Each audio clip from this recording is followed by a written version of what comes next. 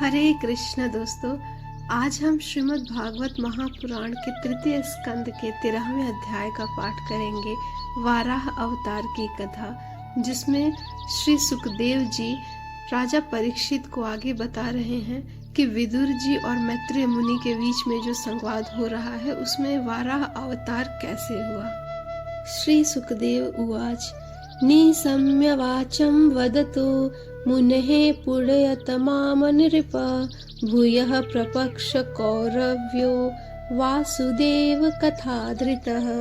श्री सुखदेव जी ने कहा, राजन, मुनिवर मैत्रेय जी के मुख से यह परम पुण्यमयी कथा सुनकर श्री विदुर जी ने फिर पूछा, क्योंकि भगवान की लीला कथा में इनका अत्यंत अनुराग था। विदुर जी ने पूछा कि हे मुनि, जब ब्रह्मा जी के शरीर से स्वयंभू मनु और शतरूपा उत्पन्न हुए तो उन्होंने उत्पन्न होकर क्या किया, कृपया मुझे यह भी समझाएं। आप साधु शिरोमणि हैं, आप मुझे आदिराज राज ऋषि स्वयंभू मनु का पवित्र चरित्र सुनाइए।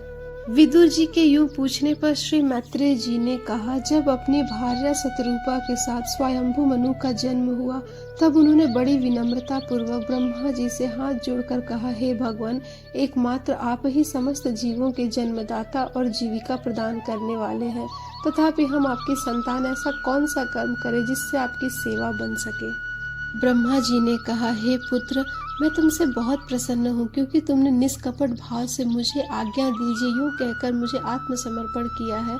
अतः तुम्हारी जय हो और तुम सदा सुखी रहो। तुम अपनी इस भार्या से अपने ही समान गुणवती संतति उत्पन्न करके धर्म पूर्वक पृथ्वी का पालन करो और यज्ञों द्वारा श्री हरि की आराधना करो। तब स्वयंभू मनु ने कहा, पाप का नाश करने वाले हे ब्रह्मदेव, मैं आपकी आज्ञा का पालन अवश्य करूंगा, किंतु आप इस जगत में मेरे और मेरी भावी प्रजा के रहने के लिए स्थान बतलाइए।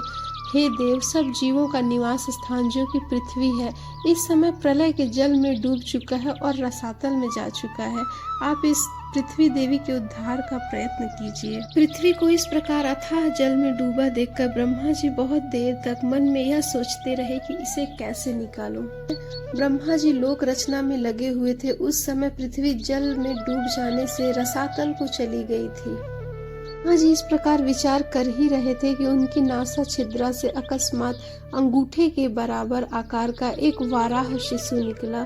बड़े आश्चर्य की बात यह है कि वह शिशु एक अंगूठे के आकार का ही था, लेकिन देखते ही देखते उस विशाल वाराह मूर्ति ने एक बहुत बड़ा स्वरूप धारण कर लिया। विशाल वाराह मूर्ति को देखकर मरीचि आदि मुनि जन सनकादि और स्वयंभू मनु के सहित श्री ब्रह्मा जी भी तरह तरह के विचार करने लगे कि शुकर के रूप में आज यह कौन दिव्य प्राणी प्रकट हुआ है, यह कैसा आश्चर्य है। अभी तो यह नाक से निकला और पहले तो यह अंगूठे के बराबर दिखाई देता था, किंतु एक क्षण में ही बड़ी भारी शिला के समान हो गया है। उनके पुत्र यह सोच ही रहे थे कि सर्वशक्तिमान श्री हरि ने अपनी गर्जना से दिशाओं को प्रतिध्वनित करके ब्रह्मा और श्रेष्ठ ब्राह्मणों को हर्ष से भर दिया। जब योगी और मुनीश्वरों ने भगवान की स्तुति की तो उसे वेद रूप मानकर भगवान बड़े प्रसन्न हुए और एक बार फिर गरज कर देवताओं के लिए गजराज की तरह लीला करने लगे और जल में घुस गए। वे एक शूक रूप भगवान पूंछ उठाकर बड़े वेग से आकाश में उछले और अपनी गर्दन के बालों को फटकार कर खूरों के आघात से बादलों को छितराने लगे। उनका शरीर बड़ा कठोर था, त्वचा पर कड़े कड़े बाल थे, सफेद दाढ़ें थी और नेत्रों से तेज निकल रहा था।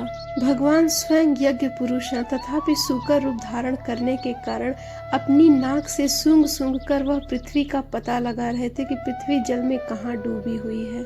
भगवान यज्ञ मूर्ति अपने बाण के समान पैने खूरों से जल को चीरते हुए उस अपार जलराशि के उस पार पहुंचे। वहां रसातल में उन्होंने समस्त जीवों के आश्रयभूता पृथ्वी देवी को देखा, जिसे कल्पांत में शयन करने के लिए श्री हरि ने स्वयं अपने ही उदर में लीन कर लिया था। फिर वे जल में डूबी हुई पृथ्वी को अपनी दाढ़ों पर लेकर रसातल से ऊपर आए। जल से बाहर आते समय उनके मार्ग में विघ्न डालने के लिए महापराक्रमी हिरण्याक्ष ने जल के भीतर ही उन पर गदा से आक्रमण किया। इससे उनका क्रोध चक्र के समान तीक्ष्ण हो गया और उन्होंने उसे लीला से इस प्रकार मार डाला जैसे सिंह हाथी को मार डालता है।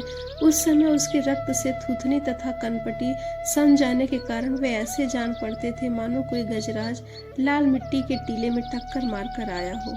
जब भगवान पृथ्वी देवी को रसातल से बाहर लेकर आए तब ऋषियों ने उनकी विशेष प्रकार से स्तुति की।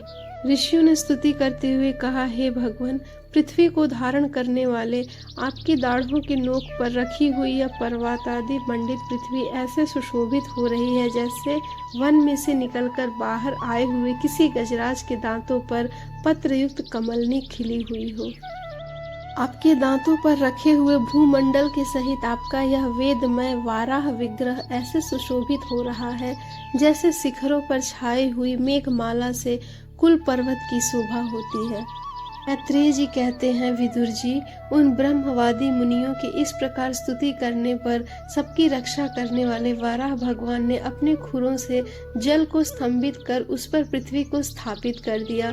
इस प्रकार रसातल से लीला पूर्वक लाई हुई पृथ्वी को जल पर रखकर वे विश्वक्सेन प्रजापति भगवान श्रीहरि तुरंत अंतर्ध्यान हो गए। रे जी विदुर जी को कह रहे हैं, हे विदुर जी, भगवान वाराह देव की यह लीलामयी चरित्र अत्यंत कीर्तनीय है और उनमें लगी हुई बुद्धि सब प्रकार के पाप तापों को दूर कर देती है। जो पुरुष उनकी इस मंगलमयी मंजुल कथा को भक्ति भाव से सुनता है या सुनाता है, उसके प्रति भक्त वत्सल भगवान अंतःस्थल से बहुत शीघ्र प्रसन्न हो जाते हैं।